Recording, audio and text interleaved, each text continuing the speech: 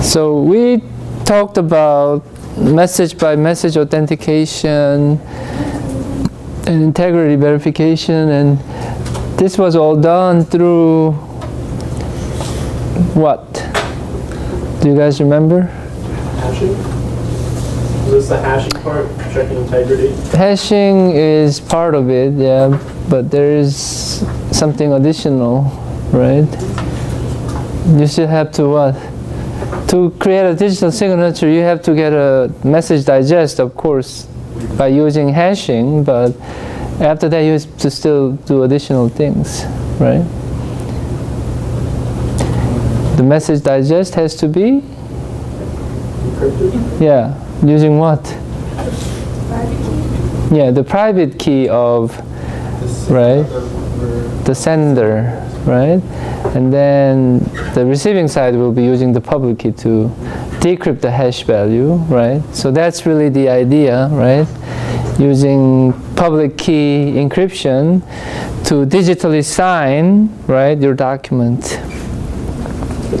And you guys did the hands-on, right? So, I mean, you should know now how things work.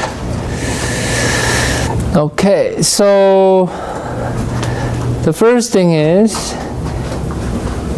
the use of public key. How do you know that a public key actually belongs to a person? So this was one of the biggest assumptions we had when we said, okay, this idea of digital signatures, it works because, right, since we're assuming that whoever is signing the document is the only person who has access to the private key, right? But there is actually no guarantee, right?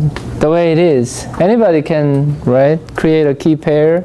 Anybody can sign it using his or her own private key and still claiming that that was signed by somebody else, right? Remember there was an eavesdropper who could intercept the message and say that, okay, now I'm signing this document using my key, but to the person who's receiving the message, you can still say this message was sent by, right, somebody else. So how do we avoid that problem, okay, based on your reading? So for example, Bob, right, can send a message to Alice, right, and Bob can sign the document digitally, right, using his private key, but this person doing this man-in-the-middle attack can intercept the message, right, and then basically use his or her own key, private key, to sign it and then send it to Alice and then say that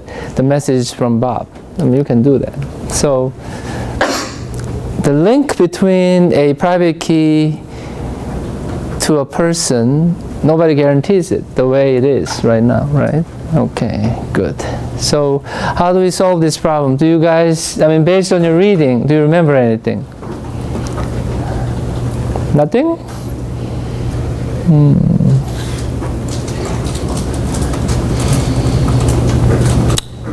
Does this ring a bell, like CA or something like that? No? CA? Have you heard of CA? I don't think you read the textbook because they were talking about CAs in the textbook, right? So anybody knows what CA stands for? Not a game company.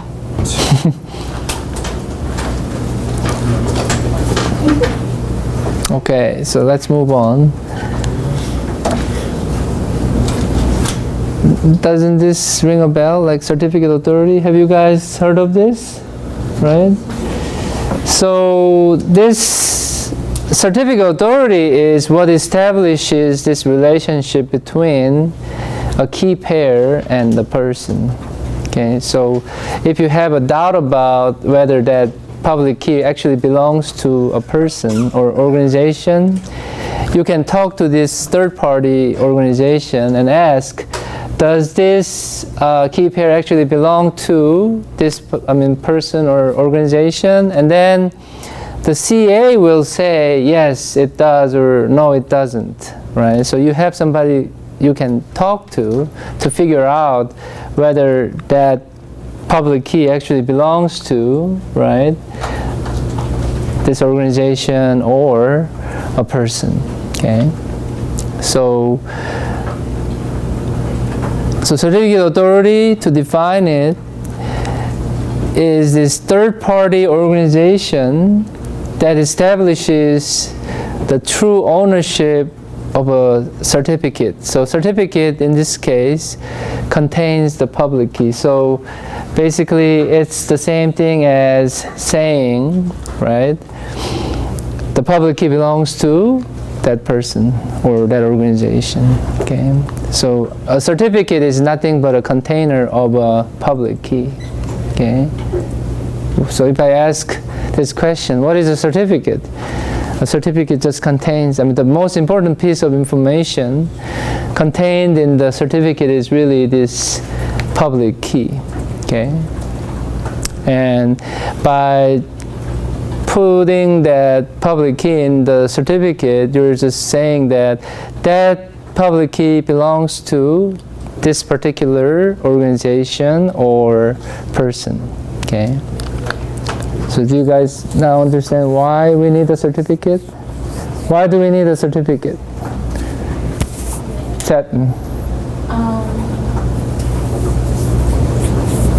Why do we need it?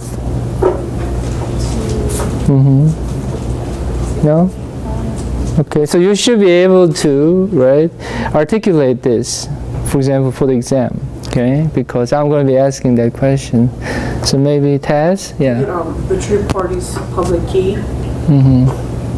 Okay, so to be able to tell whether that public key actually belongs to, right, this person or organization. Yes.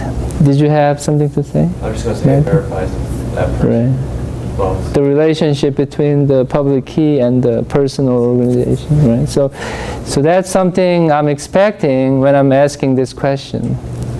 Okay? Yeah. Okay. So Chris, you got it? Yeah, I was going to just say vouch, but you already had that word up there. I didn't see it. I didn't read on. I was going to say that it vouches the relationship between the sender and the key. Right. So it vouches for the association between the owner of that public key, right,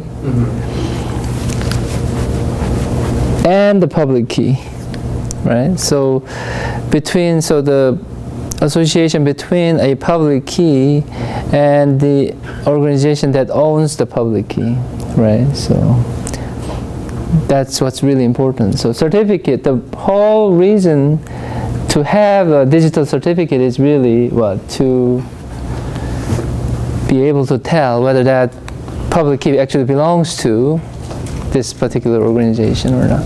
Okay? Good? Okay.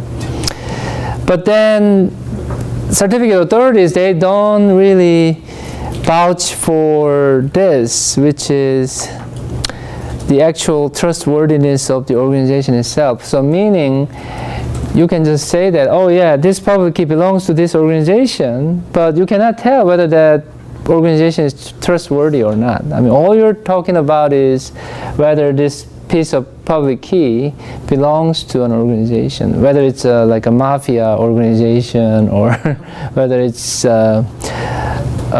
country. All you're saying is, yeah, this thing belongs to this organization or person, pretty much. Okay? Does that make sense? Yes?